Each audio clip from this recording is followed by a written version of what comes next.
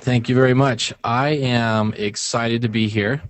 Um, I do a lot of tutorials online, as Jesse mentioned, and I do some in-person stuff. Webinars is a little bit different because it's like I'm teaching a tutorial online, but I don't have the direct feedback and questions as I am in person. So I'll see what I can do to make this the most enjoyable for you. Now, for what we're doing today is we're creating some movie trailer titles using the BCC9. So here is a render out of what I've created. Maybe my hard drive needs to spool up.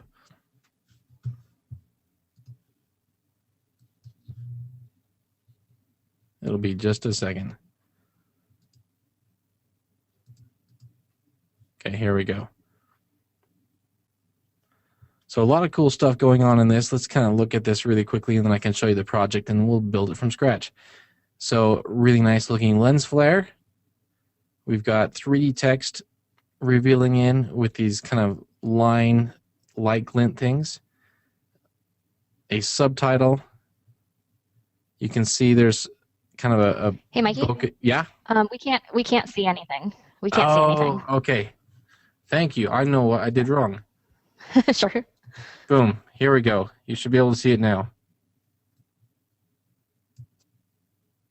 Can you see it now? Yep. Yes. Perfect. Yes, I was showing just the After Effects and not my screen. Okay. So here is the example. And as I said, this is suitable for like a movie trailer title. You know, after the movie trailer plays, you can see this nice title. It's inspired from the Agent 47 Hitman movie trailers.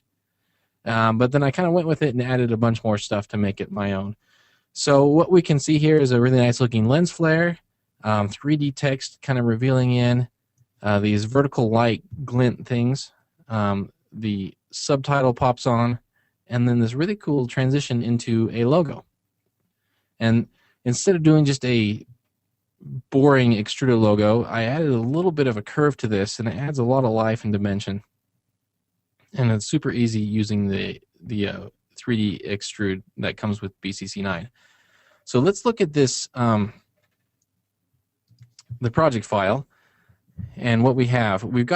I've got it separated up into, we've got the background, we've got the text, we've got the crop and the flare, my camera, and then the logo at the end that I reveal to. So when I create this, let's go ahead and create it from the bottom up. And right here, so the bottom is the background, and we'll work our way upwards when we create this. So let's start with a brand new composition. I'm on a Mac, so I'm going to be using Mac hotkeys, and I'll explain them as I go along. I'm not 100% sure what the Windows equivalent is, but in most cases it's probably just Control instead of Command. So Command N will bring up a new composition. 1920 by 1080.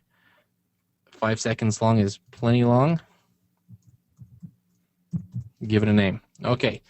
So to start, we're going to start with creating kind of that bokeh background. And something important that I need to talk about, and I already have it set up this way, but let me show you how it works, is making sure you're in a linear workspace in a 16-bit per channel workspace. So, but let's first build this by, let's grab a new solid, that's Command Y. Give it a name.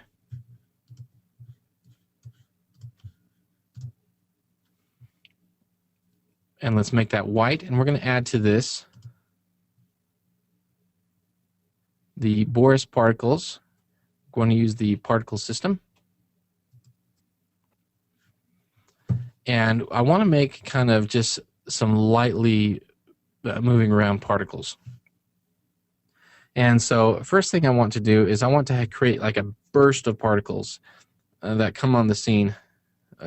Or I guess I want them to already be there. I don't want the particles to kind of be born and kind of gradually pop on. So let's go to the birth rate. And what I'm going to do is let's bring this up to 300. Keyframe that.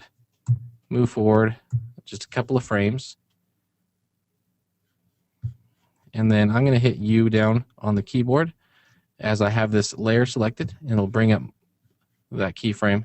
Let's add a keyframe to it. So I want a couple of frames of 300, and then I'm going to go next and bring that down to 0. And so if we watch this, it should look kind of like a firework. But what that's doing is it's just giving a first initial of 600 particles right there at the beginning. Let's go ahead and bring our lifespan up really high just in case, and because I want them to not disappear either. Now, but they're moving everywhere. I kind of want them to be just kind of floating in the air, and so I need to change the movement. And down, if we look in the effect window, we can have movement. Let's take that gravity, and I want them to kind of move, so I'm going to do like a negative 0.5 on the gravity. And let's take the velocity down. Okay, there's still one more place that I need to change, and that's the initial velocity. So in production, let's take that down to 0, and we can see that now they're all kind of in the one spot, and they're slowly moving up. So I need to, let's just take the width and the height and the depth, and that's kind of the look I'm wanting. Just really light and slow like that. And they all, do you see how they all died out at the end? That means I need to increase the lifespan a little bit longer. So let's make sure that's long enough to reach the end of the composition. And then I don't want them to kind of pop on at the beginning like this, so I'm going to just take this whole layer and just scoot it over off of the left side. Now, what I want to do to this is I want to add a lens blur to give it a nice out of focus look. So let's grab a new adjustment layer, give it a name, and let's go into our effects. And under the blur and sharpen is the lens blur. And this is a really nice look. It gives kind of that bokeh look like I had talked about. And I want to come in and bring the iris scale up.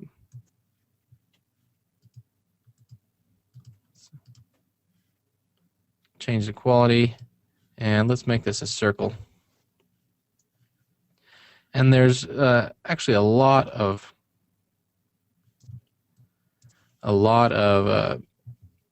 particles here. I think maybe too many. So I'm going to come in to that particle layer, and let's change that birth rate. Let's go down to 150 on both of those, just to drop the particles in half. And that looks pretty good. Now what you're seeing here is kind of a really nice out of focus look, and this is where I want to talk about a linear workflow. So how to change that, I already have that set up this way, but if I switch it back, so I'm going to switch this first over to 18 bits, and you'll notice that these don't look nearly as nice. And then switch that to none, and then everything disappears. Talking a linear workflow, basically it flattens out everything, and it adds, when you're adding things on top of each other with blending modes and things like that, when you have a linear workflow, it's going to make things look a lot more natural.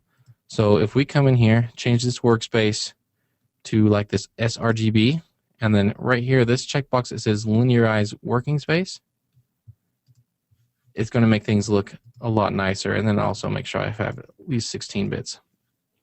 And you're going to be able to see this out of focus. So that's just when you're setting up a workspace, make sure you have it that way, and everything's going to work a lot more naturally the way you're expecting. Okay.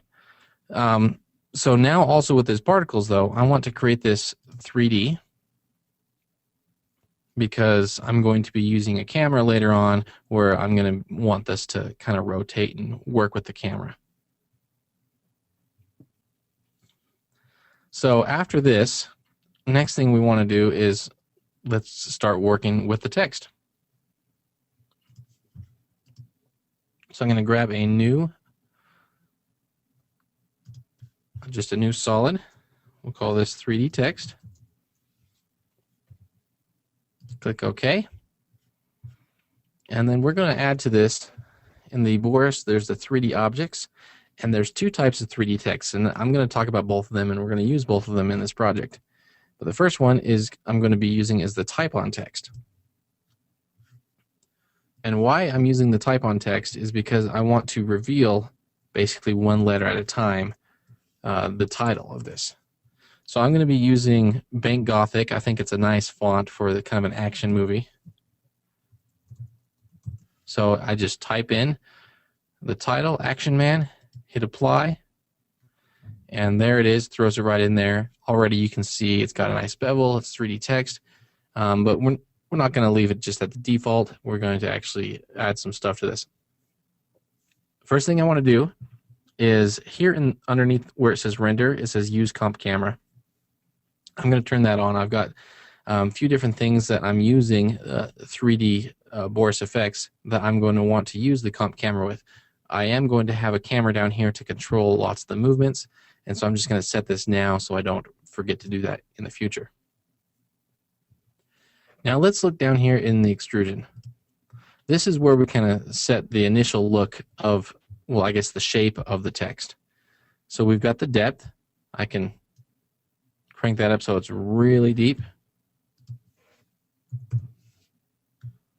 Or not so. Let's actually go ahead and bring in a camera right now. I'm just going to have this, say, at a 50mm preset. And I'm going to turn this all on its side just to make sure that it's the depth I want. And it might be a little bit deep, and I also want to make sure that there's bevels on the back, because I'm going to use those bevels when I'm creating the look of this text that I want. So let's go back to the 3D text. And let's bring the extrusion down. And the bevel amount down quite a bit. I just want a nice edge to it. You can see there's just a small little edge there. And let's make sure we also bevel the back.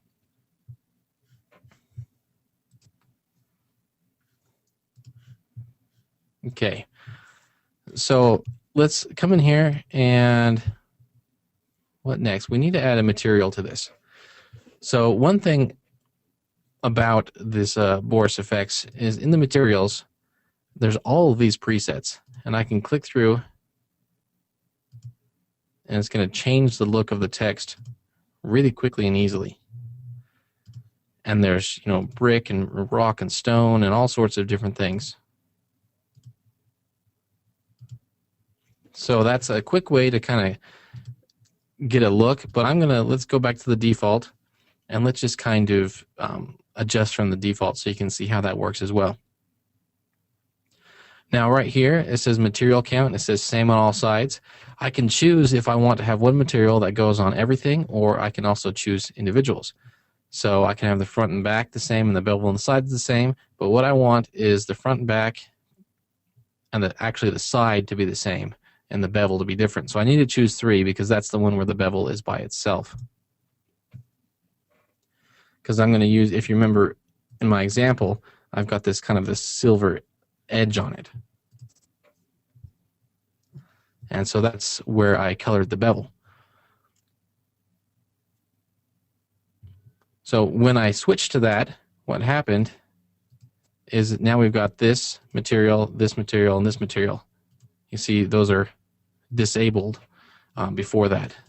But now that I switch, I can now set those materials individually. So let's first start on the front. And let's change the color to kind of a dark red. And if I want, I can also add, say, a little bit of texture to this. And I'm going to use that from the bump file. So I'm going to just come in here into the front bump file, click here, and there's all sorts of presets there. So let's find, let's just find one. Let's see what a cave wall looks like.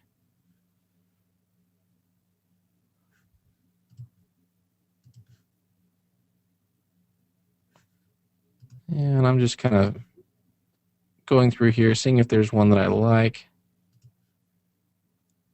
Okay, I kind of like that brush metal look. And then there's some other things, like we can come in here and change highlight amount, opacity, specular strength, things like that. I'm going to bring the bump strength down.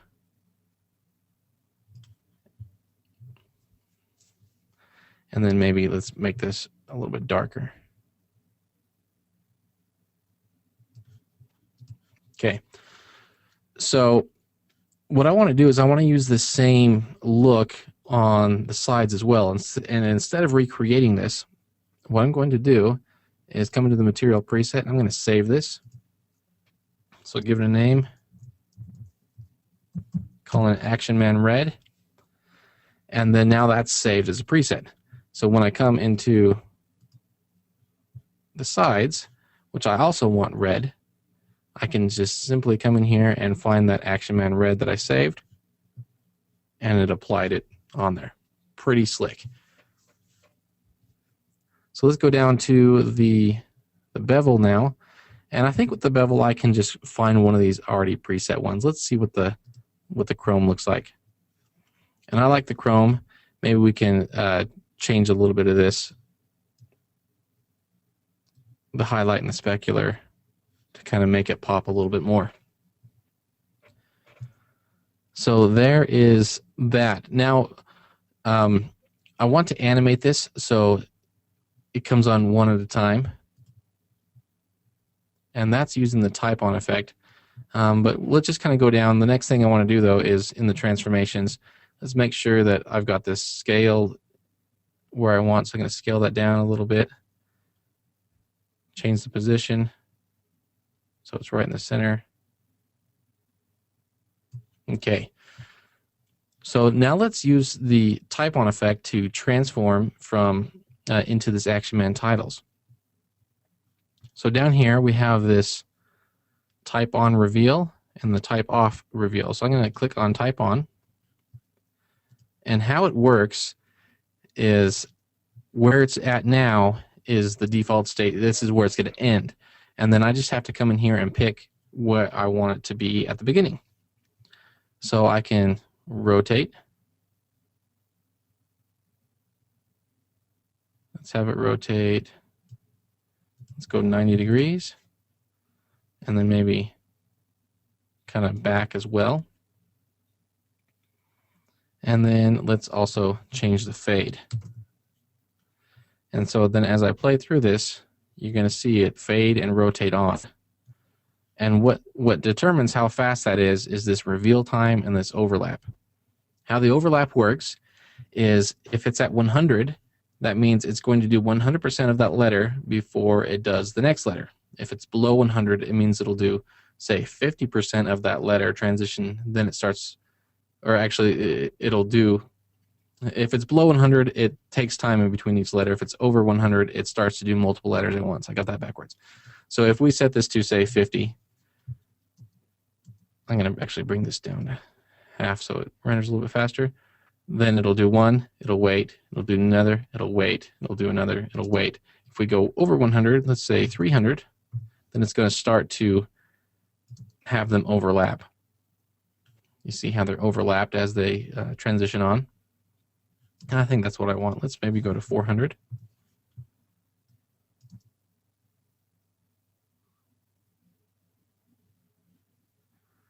And a lot of this is just kind of previewing and seeing the time, the timing.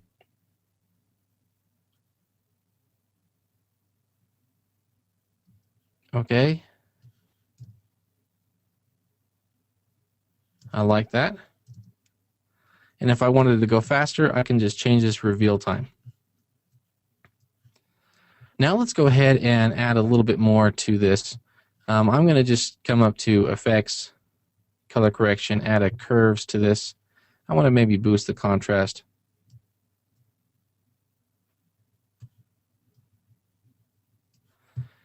And then let's also go into the Boris effects, and let's go to the lights. And I want to add a light sweep. Now, I know After Effects has their own light sweep, but I really like this Boris light sweep for the main reason is this controller that's right in the middle. It's really easy to use. I can just grab the center and move it to wherever I want, and then grab these different circles and adjust the light sweep. Really easy to use. Let's come in here, and then if I want to come in here and do more, I can do more in the over here in the FX controls. But how you can see how that kind of just adds a little bit more of a depth to that. Really simple to use. Now that we have this Action Man titles, let's do these vertical lines. And this was actually really fun to do because let's grab a new solid. Call this lines, because I'm actually using the 3D text for this as well. So if we come into the 3D objects, and this time let's just do the extruded text. And I'm just going to use the letter I, make sure there's no serifs on it. And so it's just a straight line. Click apply. And there we got some straight lines. And I don't want actually any bevel or extrusion on this, so I'm going to set that to 0 and the bevel down to 0 as well. Because why I'm using this 3D text is they've got these cool deform options to be able to do some random motion. So let's come down to the transformation. Let's move that up so it's right on top.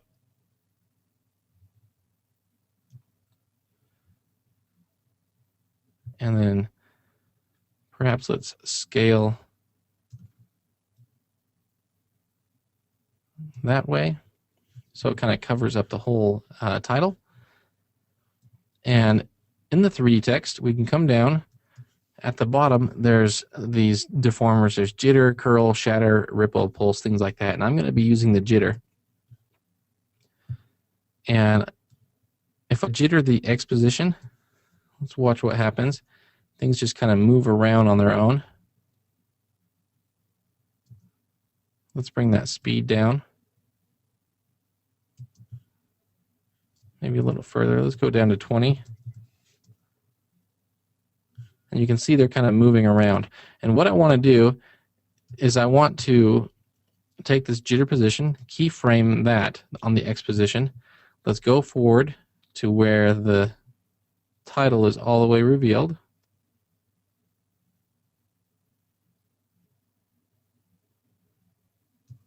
And then bring that position down to 0. And you can see it kind of reorders it and straightens everything out. So they're kind of moving around randomly, and then as it gets closer to revealing the full title, it's starting to reorganize it and straighten everything out. And that's kind of the look I want to go for this.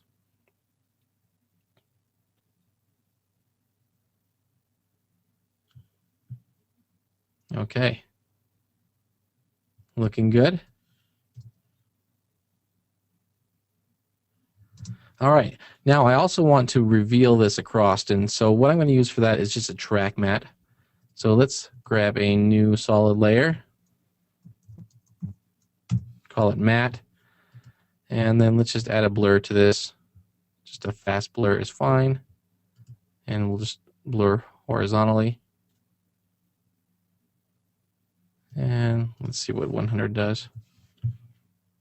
And I'm also going to scale this out. And so let's put this matte right above the lines. Go to the beginning. We'll keyframe the position. I'm going to go ahead and actually hide that for now so I can see. Go to the end. And move it off. So it looks like this. And I might want to come in here and maybe blur that a little bit more. And then if I use this as a track mat, so if you, in After Effects, you have this toggle switches and modes down here at the bottom.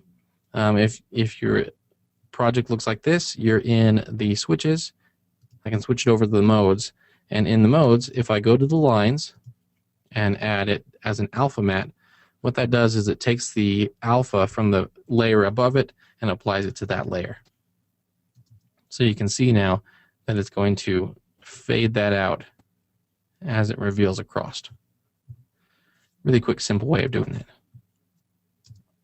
Okay, so I do want to add some kind of glowy glintness to this.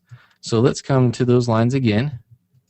Go to the Boris lights, and we're going to add a glint. And I don't want it to look like a star glow, though. I want it to be kind of straight. And so what we have is under the glint counts right there, it's set to 4. I can bring that up and it looks more like a star. But if I set that to 2, well, then there's only 2 and it's a straight line. So let's grab this angle, set it to 0. And let's start messing around with these settings in order to create the look we want.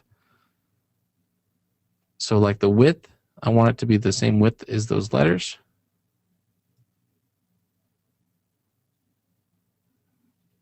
Bring the height up.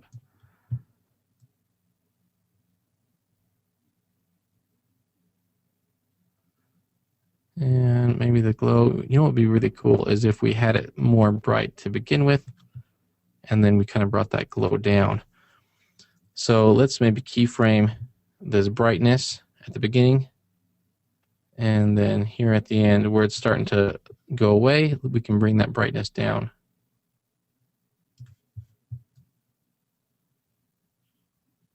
That's looking pretty cool.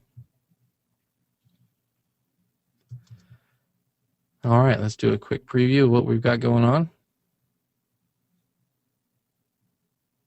And I'm liking that. So now let's add a subtext to this, like I had in the example. And I'm going to just use a normal text layer. Make sure I've got it in the same font. Bank Gothic is what I used. And let's go ahead and make that medium. Align this to right below. And at this point, let's move this down so I've got it right above the mat. I don't want it to be, actually I can move it down below the lines. And then let's make sure that we have it set to 3D. We're going to want that 3D. And also the motion blur on. And speaking of 3D, I need to make sure on my lines, I forgot to do this, on the use comp camera, we need to make sure that's 3D as well. Again, because we wanted to use this comp camera. So back to this man of action. What I want to add to this is just kind of a blast of light to reveal it.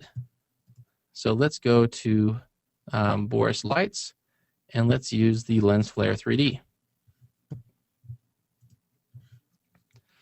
So immediately, just the default lens flare looks so much better than the default one that comes with After Effects that we all know and have probably used too many times. If you've used the default After Effects lens flare once, you've used it too many times. So let's come in here, and what I want to show you is how you can easily pick different lens flares. And on every Boris effect, there's this thing called the effects browser. If I click on that,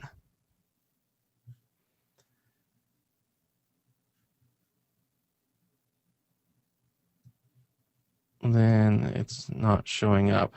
I think my computer is slowing down a little bit.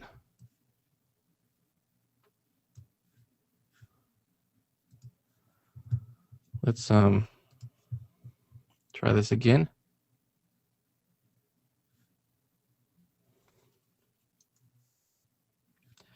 Okay, so just a little bit of technical difficulties, but that's okay, because what we can do is I've got another version of the lens flare I'm going to be using, and it should show it there. But on this, let's put this right on top of the man of action. And I'm going to come down and I'm going to play with these settings down here. I can turn on and off all these different elements in the lens flare. And because I don't want all of these elements, I just want this kind of this line in the middle. So let's come in here and just kind of start turning them off and make sure that I keep what I want. Yep, that's the one I want. I want that stripe there.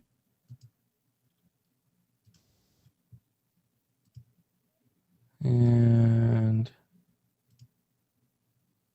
almost there. There. So that's what I want to do. And what we can do is use this as a reveal for this text. So let's go to right where the 3D text is almost on. Up here is, and again, let's make sure we use comp camera on this, because we're going to need to do that. And then this global intensity, that's what we're going to use to reveal it on. So let's start it down at 0. Keyframe, let's go forward a few frames. And I'm just using the page up, page down. That's what goes through your frames. Increase the intensity. Maybe about to right here. Go forward a few frames, bring that back down to 0. And if I were to just hit that layer, highlight the layer man of action, hit U on the keyboard, I can see where those keyframes are. And okay. Now what I want to do is I want to change, I want to have this text fade on. The problem is, since I applied this directly to the layer, if I were to change the opacity on this layer, it changes the opacity altogether. So we need to do a workaround for that. And there's a really easy way to do that since this is a text layer. If I come into the text animate and then just grab opacity down here in the animation menu, well then I can keyframe that. So let's keyframe the opacity of that down here, and then it's not going to change the opacity of the lens flare. So nice little trick and a workaround for that. Okay, we're getting close to the end here. At least we're getting close to the end of the titles, and we're going to move into the. We kind of put a lens flare and then the logo on it. But first, I want to kind of make this feel a little bit more cinematic. So I'm going to grab a new solid layer. Let's make it black. Give it a name. Crop. And I'm actually going to just cheat on this and kind of eyeball it, mask it out. So I'm going to just mask that black layer. And then invert that mask. And what we got is kind of a nice cinematic crop going on. And again, it's just eyeballing it. And I can move the mask. I just hit Command T and it'll put your mask into free transform. And I can move it up and down using the arrow keys on my keyboard. Now we're going to want this crop to be the very top, so that, you know, we don't want any of the elements to be over top of it, because then it would ruin the whole effect. So, but we do want to have a reveal at the beginning with a lens flare. So let's grab a new solid layer, give it a name, make sure it's below the crop, and let's go back to this lens flare. So under lights, 3D lens flare, and let's try this effects browser.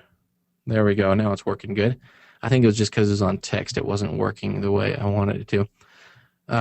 And with this effects browser, you can see all of these great presets already made. And it's as simple as finding the one you want and then hitting apply. And it brings it right in there. Now, I like this one But what I don't like is I don't like that red vertical line through there. So again, but I can just come in here and find where that is. It the stripe, I think. Yep, right there, that stripe. I can just turn it off right there. Or if I wanted to, I can come here and change it. Maybe I wanted it to be blue,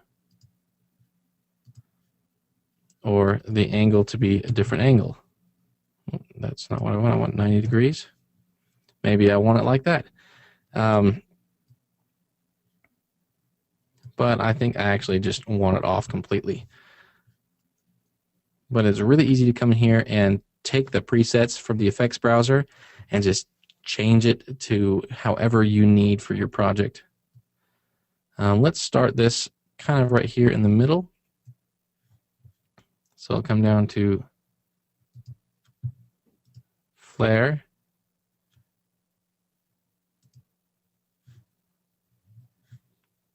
Hold on, the autosave is going again. I love autosave, but it always autosaves right in the middle of something I'm trying to do. But then it saves your butt all of the time. Okay, so let's keyframe the global intensity. Actually, let's make sure I'm at the beginning, so I'm going to move that keyframe to the beginning. Bring that intensity up so it's all white. Go forward a few frames. And it's easy as just bringing that down. Now, what you'll notice, though, is it just brings it down to the black. What we need to do is come down here to the toggle switches and modes, make sure we're on modes, and switch the mode of that flare layer to screen, or even add might be kind of cool. Yeah, I like add. I might come down here to the lines and maybe bring those down. The intensity on that. Let's maybe have that as an add as well.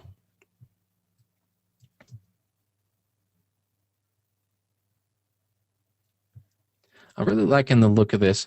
One thing I might want to do is maybe add a little bit of color to the background. So if we come to the particle layer,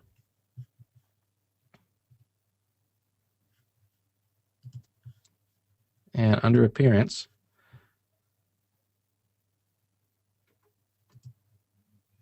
let's see, where am I at? We can switch the start color using custom color, and we can change that custom color to a different color.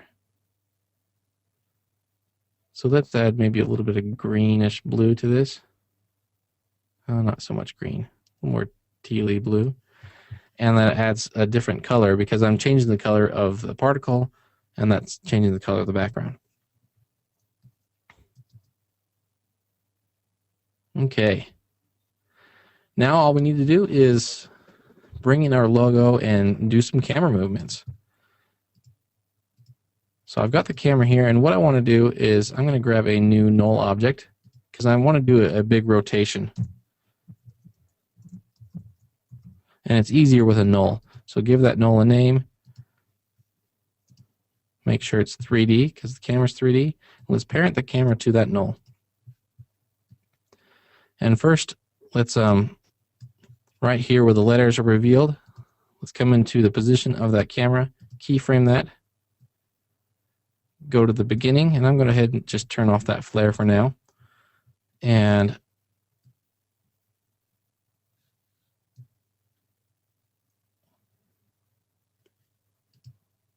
oh, yeah, my camera was in the wrong spot.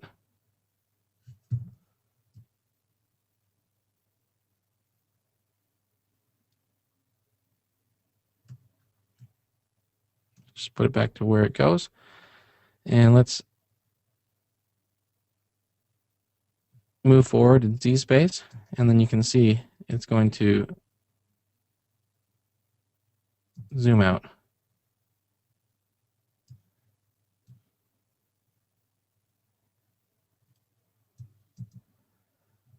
As the camera zooms out, as it's kind of revealing. I might want to do that a little bit more, so I'm going to crank it and really go a lot forward with this, so that it kind of has a a quick zoom out feel. That's looking pretty good. Let's turn back on that flare. And just before we get any further, I want to do a quick preview, see where I'm at. So I'm going to just hit the RAM preview button.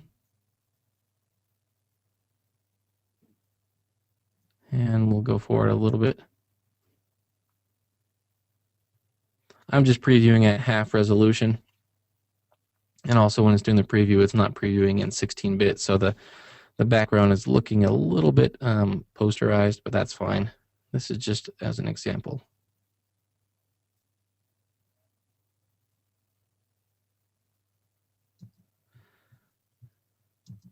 And I'm going to go ahead and move my camera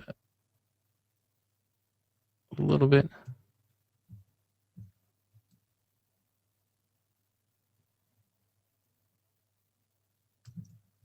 Okay. And then the Action Man pops on and things are looking good. So let's bring in our last final 3D layer. So let's grab a new solid. Call this the logo. And something cool is under the 3D objects is we've got this extrude EPS. And I went ahead and I built a logo for this title specifically. I just built it in Illustrator. It's an EPS file. Really simple to use. So let's come down here and load. Find your file. And you can see it's like an A with an action fist because he's Action Man. And then that brings that in. Now what it's doing is if we come into material, let's see.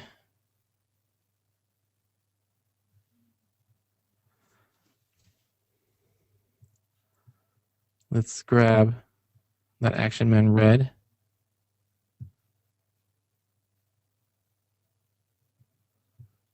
And make sure I also have this on set on 3, so I have the front, back, bevel, and sides. And I need some lights on this. So let's use the two-sided lighting. And there's one last thing that I can't remember. So excuse me while I find this last little option. There's so many options in here. Sometimes I get a little bit lost.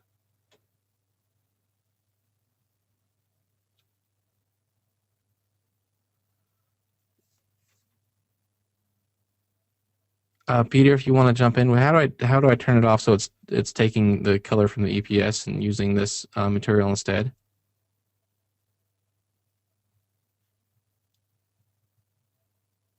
Okay, hi Mikey. I just had to unmute myself, but let's see. You want to turn off the keep EPS color. That's one thing that you're going to want to do. Yeah. Because the original EPS file was black, and so that'll be in materials. Okay. Right below your mouse, just 2 steps down, keep EPS Oh, right color. there. The little, got it. Okay. Okay. All right. And then make sure that's below the crop. Yeah, so the EPS was black, and so it just grabbed that color there. So let's do the same thing, though, on the sides. Take off the keep EPS color and grab my Action Man red.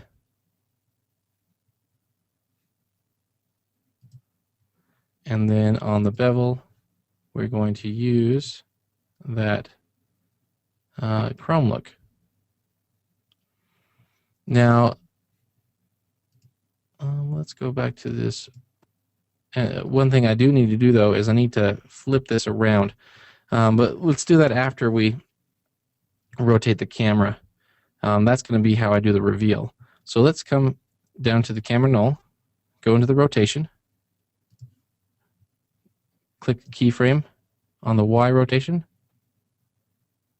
go forward a few frames and do a 180. Make sure on that logo that I've got this use comp camera. And you can see it's going to rotate that around. And that's how we're going to reveal. But what we can do is after the rotation, let's come down onto this logo, go into the transformations, and we're going to rotate Y 180 degrees.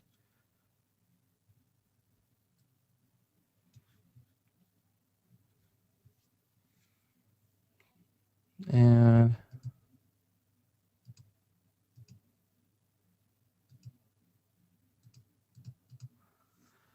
let's come in here and do a little bit more with this material.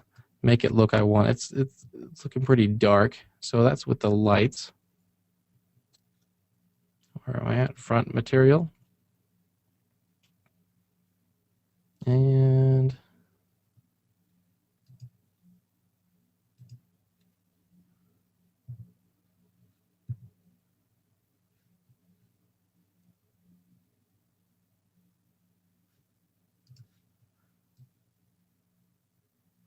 bring the extrusion down. It's a little thick. Bevel down.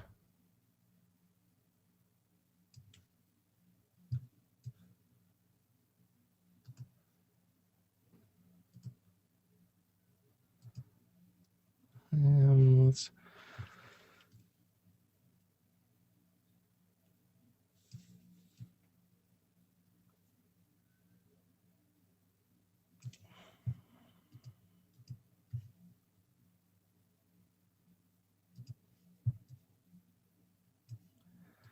So I'm right now just messing with the light to try to get this red to work.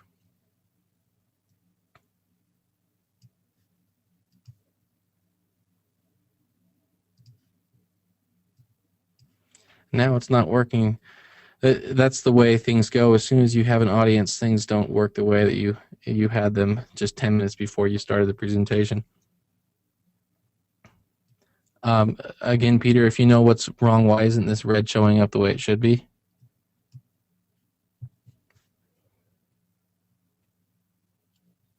Hi, Mikey. I just unmuted myself again. I think I'm wondering if you need to move the position of the lights in Z space, because it could be that the light is actually somewhere in the middle or in front of that extruded EPS. Right. That could be it. Yes, that's exactly it. I'm gonna mute myself again now. Okay. Thank you, Peter. Okay, so let's bring the transformation of that logo down. So I'm just going to use the master scale to bring it down. And what I want to do is I want to add a little bit of a curve to this, and that's again down with these deformers. So we can go into the bend, and you can see I can bend that. Looks really cool. I can even animate that if I wanted to, make it look like it's a flapping bird or something. So let's bend that just a little bit. And now that it's bent, I think I do need to have it a little bit thicker. So let's come back up to the extrusion.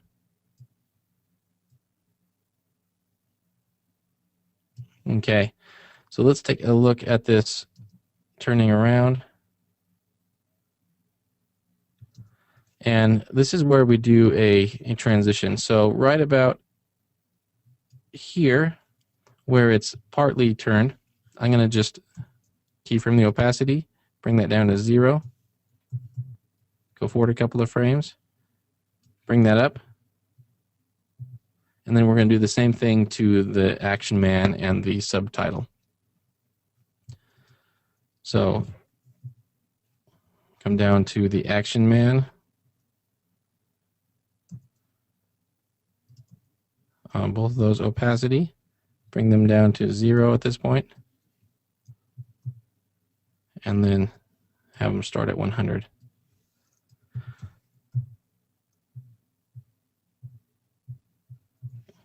Okay, let's take a look at that. Looking pretty good. Now let's add some motion blur to this. So down in the render, on each layer, we can enable motion blur. And if you put the smoothness to highest, it's going to sample more blurs, makes it look nicer. Let's do that also on the 3D text.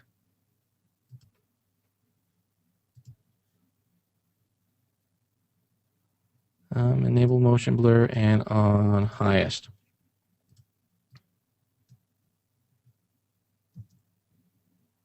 And let's take a look at this transition. Oh, let's make sure I enable motion blur globally as well, so the Man of Action title is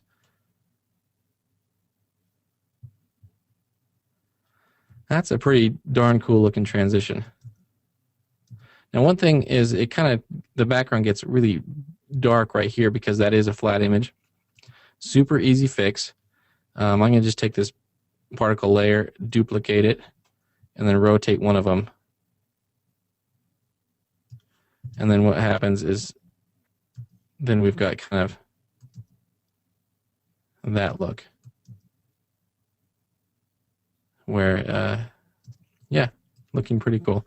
I'm going to go ahead and actually add motion blur to those particles. So that about does it. Let me do a quick render, and while that's kind of doing a RAM preview, it looks like we have time for some questions. But I wanted to actually, if you need to get a hold of me, CinemaSpice, Twitter, YouTube. Actually, this I need to actually have this. I can't RAM preview this at the same time, so I'll show you that in a second. While I RAM preview this one, but cinemaspice.net, that's the website. I have things for sale there, presets, some templates, stock footage, things like that. YouTube.com/user/longlivemikey. That's my YouTube page, and I do tutorials twice a week. I've got one coming out tomorrow, actually, with a brand new preset that I'm giving away for free. That's really, really cool. And lots of tutorials and giveaways and presets and stuff like that.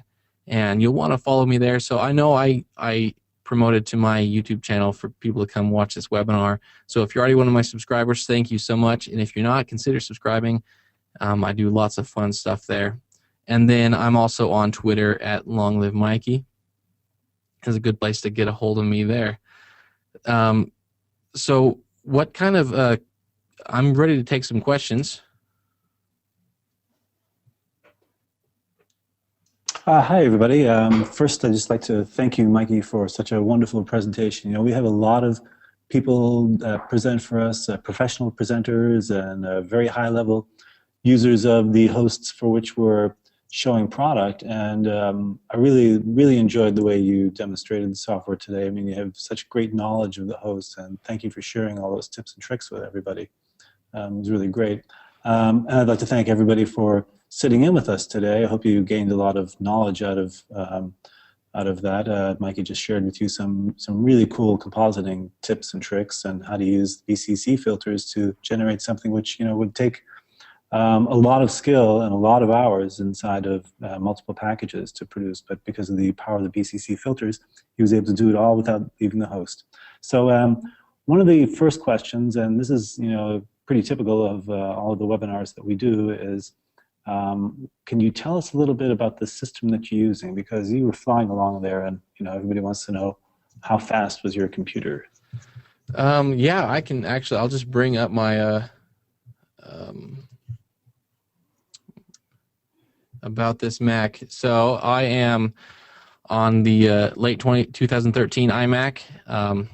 I've got 32 gigs of RAM, 3.5 gigahertz i7. So this is the last model iMac that they made just before the Retina display one. That's an incredible amount of RAM.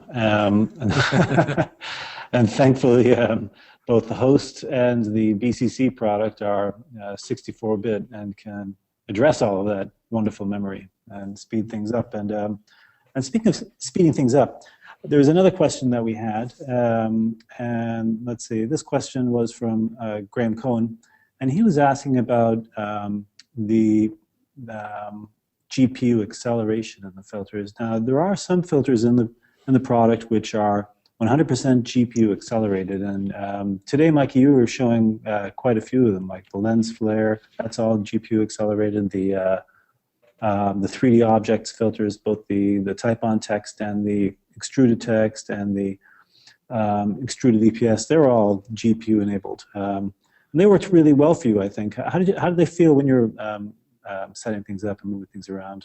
Good. Is the lens blur? Is that one GPU accelerated? Well, we have two versions of the lens blur, actually. One of them is, and one of them isn't. So the one that's called fast lens blur, that's all GPU accelerated. The one that doesn't have the fast in front of it, that's a CPU filter. Well, whatever it was, it's a lot faster than the stock lens blur that comes with After Effects, even though I don't think I even use the fast one. Yeah, and faster, and there are more options in there. I mean, that's, I think, one of the great things about us as a third-party solutions expert house.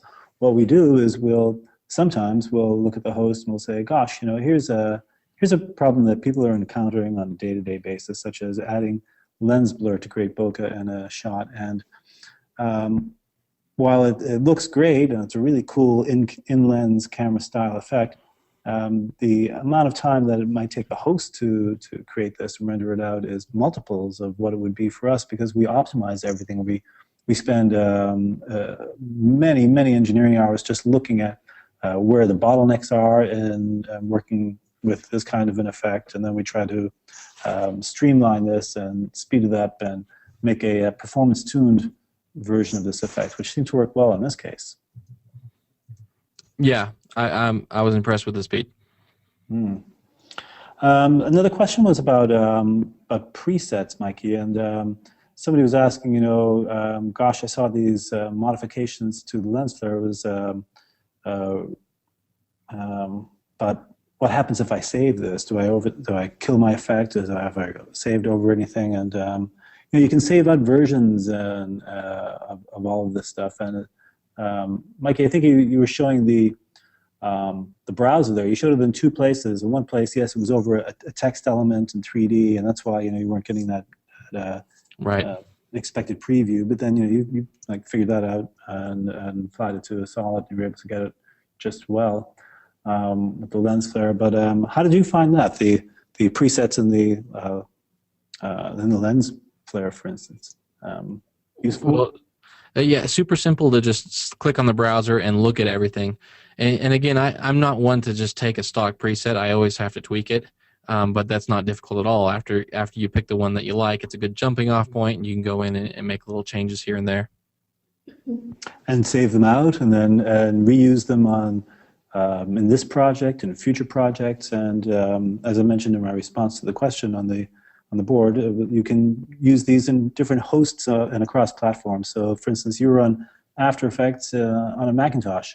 If you were passing this project off to somebody else who happened to be in a different, on Windows, for instance, on a different platform, and maybe even inside of an Avid Media Composer, you can save out not only a static, but an animated and keyframed preset that you've created, and open this on a different platform on Windows, on a different host, say on Media Composer, and save all that keyframed animation. It's a tremendously powerful part of the product, and it's inside every filter in the product. Very, very useful. And I think we're at 2 o'clock, and we've run out of time for the questions. But before I go, I just want to say a few words of thanks again to Mikey for such a wonderful presentation and for sharing your ideas with us. I mean, everybody, I'm sure, got a lot out of that. And thanks everybody for attending. And please make sure to visit Mikey's website. He's got some great stuff in there. Maybe if you want to flash up your that information again for us so everybody can see it. There you go. And if you follow me on YouTube, I've got some new different training things that I'm going to be revealing here next month, and that's where I'm going to be revealing it, is on YouTube.